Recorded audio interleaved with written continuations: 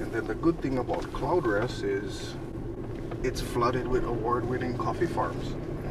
You know, almost every farm going up is an award-winning coffee farm. Including yours. Yeah, well, recently, yeah. Pretty cool. Hey everybody, I'm Chef Dad, and we're checking out Navarro Coffee Farms, one of our good friends here in Hawaii. Check out his website. This is a beautiful place. He takes wonderful care of all of his stuff. There's a lot of quality in here. I used to have an uncle that farmed up on the top. He was, I think, number 2 in the world. Oh. In the world for coffee. So he helped us get recognition. He helped us, expand and go out and have people look and find, hey, we get coffee over here, real good coffee. So that's Cloudrest right there. Yeah.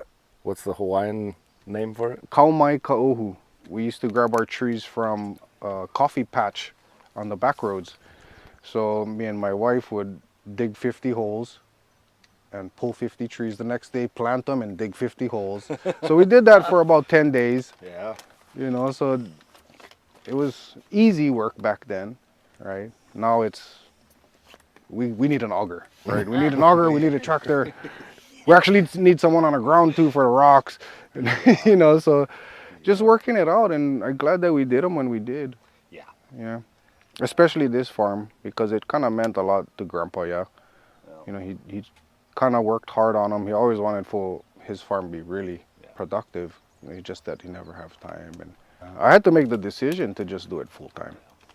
I had a job. I kind of called my wife that day. I said, hey, I think I'm going to quit. And the phone went silent. It went silent, and I was like, hey, you think it's a good idea? And she said, I don't know, but it was the timing. We had a huge season, which kind of kicked us off. And then the sale went on, and we cycled, and we made it through. So it's kind of a blessing there.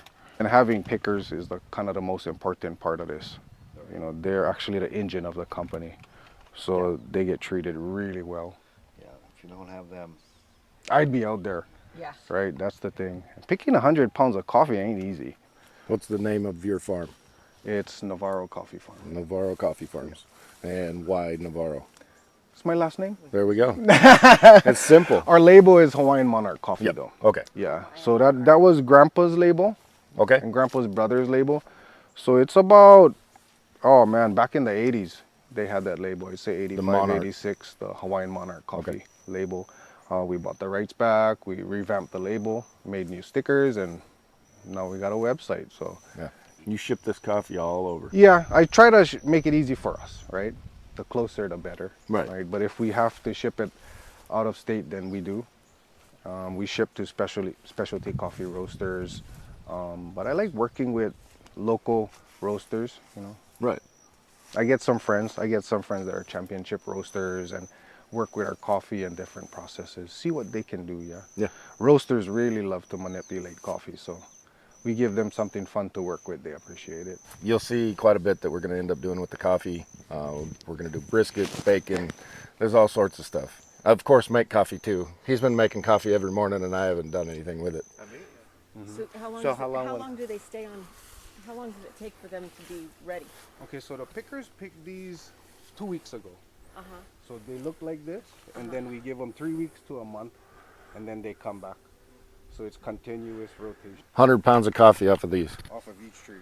Take off the red skins, and then that's your coffee. Then we dry this, and we take out the green beans inside it and roast it. You can break it open and taste it. It's extra sweet. The redder, the sweeter. It has a little bit coffee note in them, but just the green part. You good? I'm gonna try it. Green coffee. A little sweet. It's good. It's sweet. Yeah. That sugar on the outside, and then it's got that like a really mild coffee note. Okay, Yeah. A little more earthy. Yeah, for fermenting. That's That the sugar green right there. Yeah. On the beans. There's on the enough outside. on that to ferment on that. Well, when you get a whole bunch of them. Right. Right. So sometimes I grab the bags and it's sticky. You feel the sugar Right. oozing out of the bag, so we know that hey, this is good to ferment. Yeah.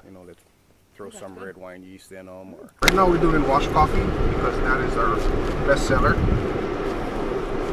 So after we do the wash coffee and after a month that we make, then we start playing with the yeast and fruit fermentation.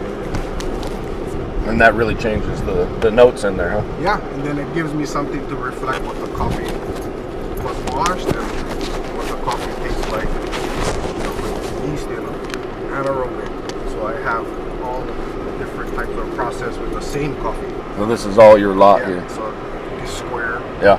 All the bananas, each row, kind of wide. I like them wide so that we can fit a truck in them just in case we got them. Okay. A backhoe. Yeah. Gotta pull out some stumps or something. And obviously, I get bananas, but they're actually windbreak, right? Right. So To keep your plant safe. To keep the plant safe. And then that way, you can, I can see end to end. Right. So the clear over to those trees over there is yours. Clear over to that road going to the next 5. Me, I sell estate coffee. So estate coffee means there's all sizes in it. Coffee is very different because you can exactly tell the size of your roasted bean. You pick the bean and when you have it in the parchment stage, that is the size of the roasted bean that you're going to get. There's a thing called pea berry on the coffee tree, so not every coffee bean is 2 pieces of coffee. Sometimes you get a coffee bean that is just 1 round bean. Okay. They call those pea berries. And Okay. the quality is supposedly higher if you get all the pea berries together, but it's so hard gathering them, right? Right. So that's why they have the mill separate sizes. Extra fancy is obviously the biggest size you can get, and the price is higher for that. It's harder to get it certified because the expectation is so big. Okay. Yeah. It's like the Wagyu of coffee. And then you get your grades, right? Your Hawaii number 1, grade A, B, C, all the way down to number 3. Now the farm goes clear up to that white green looking trees up there. Over here, Yeah, all the way up there. These trees are 3 years old. They're at the prime of their harvest. So the ripening cycle is about 3 weeks to a month. That's how we like to leave it on the trees. Okay. That way we can make our applications if we like for like a foliar application to boost the sugars. We can do that within that next month before the next ripening. Or if we got a fertilizer application, granule, we can do that so that the next ripening is like boom. So what's ripe? What is exactly ripe on here? Red. So anything red, yeah, like this. Okay. We can go a little bit more, right? Uh-huh. We can go a little bit more ripening. Kind of really red one. It's a little bit sweeter, right? Mm-hmm. That's the elevation. Is that? It's particularly the same elevation from here to the other farm, but the weather, right?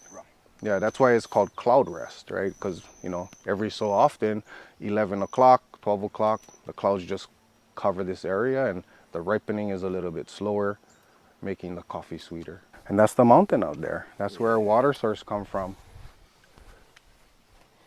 Almost look like a pyramid, yeah? We've imported varieties from El Salvador, Colombia, for rust resistance, quality reason. We kind of mix and match so that we can find out like, hey, what variety mixes with this variety.